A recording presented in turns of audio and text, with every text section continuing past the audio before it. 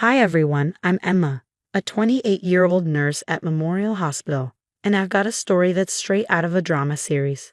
It's about my mother-in-law, Jennifer, and how she tried to take over my life.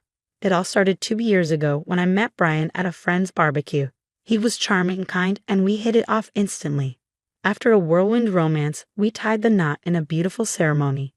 That's when I first noticed something odd about Jennifer. At the time, I chalked it up to wedding stress. "You're part of our close-knit family now," she said at our first dinner after the honeymoon. "I'll guide you through everything." I didn't realize that her guidance was code for control. Things escalated after I got pregnant with our daughter, Esla. Jennifer's true colors came out. She started showing up unannounced, saying things like, "A first-time mother needs her family close by." She'd barge into our home, take over tasks without asking, and constantly instruct Brian. "Make sure Emma doesn't lift anything heavy. In fact, I'll come by every day to help." My best friend Julia, who works with me at the hospital, was the first to notice something was off. During one of Jennifer's surprise visits, she whispered, "Girl, is she always like this?" as Jennifer reorganized my kitchen cabinets without so much as a word to me. "She means well," I said, though I was starting to feel uneasy. After Isla was born, things went from bad to worse. Jennifer criticized everything: how I held the baby, how I fed her, even how I dressed her. "The baby needs another layer, Emma." Really, in my day, we knew how to care for infants properly. My parents, Sonia and Alexander, lived 2 hours away and tried to support me from afar. "Sweetheart," my mom reassured me during one of our calls, "you're doing a wonderful job with Isla. Don't let anyone tell you otherwise." But Brian, he didn't see the problem. "Mom's just trying to help, babe. She raised me just fine, didn't she?" he'd say whenever I brought it up. "That's not the point," I argued. "I feel like she's taking over our lives." Jennifer even started telling neighbors she was practically raising Isla because I worked full-time. Such a shame. I overheard her telling Mrs. Parker next door. Mothers these days choose work over their babies. Thank goodness I'm here to step in. Julia became my rock during those early months. "Document everything," she advised. "Every criticism, every unannounced visit, every time she undermines you. Trust me, you'll need this later." At the time, I didn't understand why she was so insistent, but I followed her advice. Then came the day that changed everything. Asla was 3 months old, and I had just finished feeding her when Jennifer barged through the front door without knocking. Why isn't she in the outfit I bought her? And honestly, Emma, breastfeeding again. I brought formula. It's so much better for tracking how much she eats. I was too stunned to respond. This became a pattern. She showed up daily, sometimes multiple times, and even inserted herself into Isla's first pediatrician appointment. While Dr. Thompson and I reviewed Isla's growth chart, Jennifer burst into the exam room. "I simply had to be here," she announced. "A grandmother has every right to know about her grandbaby's health. Now, doctor, I've noticed some concerning things about how she's being fed." "Ma'am," Dr. Thompson interrupted, "I'll need you to wait outside. This is a private appointment." That night, Brian and I had our biggest fight yet. "Your mother completely undermined me at the doctor's office," I said. "She's just concerned about Isla. Why are you always so defensive?" He shot back. "Defensive? Brian, she's telling everyone I'm an unfit mother." Mrs. Parker asked me if I leave Isla crying for hours while I chat on the phone. Things took an even darker turn when Julia came over one afternoon. While Jennifer was watching Isla, we noticed my bedroom drawers slightly open and my diary sitting out on the shelf, crinkled, as though it had been read. "She's going through my personal things," I whispered, horrified. Jennifer's interference didn't stop there. Parenting books I purchased disappeared, replaced by outdated ones she brought over. And then I discovered a spare key on Brian's carrying. "Oh, Mom asked for a spare key for emergencies," Brian explained casually. "It makes sense, right?" "You gave her a key to our house without asking me?" I demanded. "Don't start, Emma. She's family." Julia sat with me one evening, going over the log I've been keeping. "Look at this pattern," she said. "The unannounced visits, the rumors, the snooping. She's trying to control your entire life." It all clicked when I found messages on Brian's phone. Jennifer had been texting him, painting me as unstable. "Your wife seems overwhelmed, honey. Maybe she needs professional help." I worried about my grandbaby. That was Jennifer's mantra, and every day brought new battles. One day, I came home from work to find she'd rearranged Isla's nursery, claiming the original layout was dangerous. Another time, she scheduled a photographer for Isla's 3-month pictures without consulting me, then called me difficult when I said I couldn't attend. I've never seen such disrespect for family traditions, she declared to our church group. In my day, young mothers appreciated help instead of being so stubborn. The final straw came when I caught her rifling through our financial documents. She was supposed to be watching Isla. "Just trying to help organize things, dear," she said with a sweet smile. "You seem so overwhelmed." That was it. I knew something had to change, but I had no idea how far Jennifer would go to maintain control. After 6 exhausting months, I planned a weekend trip to visit my parents with Isla. They hadn't seen their granddaughter in weeks. "We'll leave Friday after my shift," I told Brian. "You're going to your parents'? Well, I'll come too. Isla needs my supervision during the car ride," Jennifer announced. "No, Jennifer, this is my time with my family." "Your family?" Her voice sharpened. "I am your family. Brian, tell your wife she's being ridiculous." Brian shifted uncomfortably. "Maybe Mom could come." "Absolutely not. I'm taking my daughter to see my parents." Jennifer's face flushed red. "If you take my grandbaby without proper supervision, I'll be forced to take action. You're clearly not thinking straight." "Are you threatening me?" I asked, my voice steady but firm. "I'm protecting my granddaughter." I packed our bags anyway, and Friday afternoon, Isla and I hit the road. 20 minutes into the drive, my phone blew up with frantic messages from Brian. "Mom's hysterical. She's saying you've kidnapped Isla.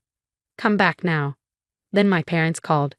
"Emma," my dad said, his voice tight, "the police are here. They're saying something about a kidnapping." When I arrived at my parents' house, I walked into the living room to find 2 officers standing awkwardly. Jennifer had told them I was mentally unstable and had taken Isla during a psychotic break. "Here's Isla's birth certificate. Here's my marriage license," I said, holding them out with shaking hands. "I'm her mother, taking her to visit her grandparents." The officers' expressions shifted as they realized what had happened. "Ma'am," one of them said to me, "making a false police report is a serious offense. Your mother-in-law could face charges." My mom was livid. "That woman called the police on my daughter for visiting us. Alexander, call our lawyer." Minutes later, Brian stormed in, having driven 2 hours after Jennifer's meltdown. "Where's Isla? Is she okay?" he asked breathlessly. "She's fine," I said, glaring at him. "Sir," one officer interrupted, "your mother lied to the police. She could be charged with filing a false report." Brian's face crumpled as reality set in. During the chaos, Julia called. "Emma, you need to know something," she said urgently. "Remember Linda? Brian's ex?" Jennifer did the same thing to her, called her workplace with false accusations, spread rumors, even called the police once, claiming Linda stole from her. "I found her on Facebook. She's willing to make a statement." Brian overheard everything on speakerphone. His face went pale. "There's more," Julia continued. 3 other women in your church group reached out to me. Jennifer's been doing this for years, controlling, manipulating, destroying relationships. They're all willing to come forward." The police left with a warning for Jennifer, and Brian collapsed onto my parents' couch, his head in his hands. "I had no idea," he whispered. "All these years, Mom's been." "Now you know why I had to get away," I said. My phone buzzed again and again with Jennifer's desperate messages. She was telling everyone I'd had a breakdown and kidnapped Isla. But this time, her lies would cost her everything. "No more playing nice," Brian said, looking up at me. "That woman needs to face consequences." He was right. Looking at my sleeping daughter, I knew I had to act. With Julia's help, I compiled everything: text messages, witness statements, photos, and a detailed log of incidents. My parents hired a top-notch attorney who specialized in family law. "We got more than enough for a restraining order," the attorney confirmed. "Jennifer's pattern of harassment is clear." At the courthouse, Jennifer's facade cracked. "You're really doing this to your own mother?" she shrieked at Brian in the hallway. "After everything I've sacrificed for you?" "No, Mom," Brian said firmly. "You did this. I've seen the evidence, the lies, the manipulation, what you did to Linda and everyone else. You crossed every line." The judge reviewed the evidence carefully. My documentation included statements from Linda and 3 other women Jennifer had terrorized over the years. Your Honor, I began, my voice steady. She even enlisted her friend, Officer Tom, to perform unauthorized background checks on me and my family. She used that information to threaten and harass us. That revelation sparked an immediate internal affairs investigation. Officer Tom faced suspension and possible termination for misusing police resources at Jennifer's behest. The case took an unexpected turn when Samantha, Brian's sister-in-law, arrived to testify. Her voice shook as she shared her story. She convinced my husband I was cheating and almost destroyed our marriage, Samantha said. She hacked my social media, spread rumors at church. Jennifer does this to anyone she feels threatens her control. The judge didn't hesitate. The restraining order was granted. Jennifer was legally barred from contacting us or coming within 500 feet of Isla. Outside the courthouse, Jennifer glared at me, venom in her voice. This is what you wanted all along, isn't it? To steal my son and destroy our family. You won't get away with this. No, Jennifer, I replied calmly. You did that all by yourself. Every lie, every manipulation, every toxic action, that was all you. Brian and I began intensive marriage counseling. During one particularly emotional session, he broke down completely. I should have protected you and Isla, he said through tears. I was so blind. She's manipulated me my whole life, and I let her do the same to you. We're healing now, I said, holding his hand. That's what matters. Isla will have a better future because of these changes. The truth about Jennifer spread through the community like wildfire. Her church friends stopped calling. Her bridge club discreetly removed her from their roster. Women she had tormented for years finally felt free to share their stories on social media and in local groups. I threw myself into my work, earning a promotion to head nurse. The hospital administration praised my leadership during crisis. Emma, my supervisor, said, we'd like you to lead our new maternal care unit.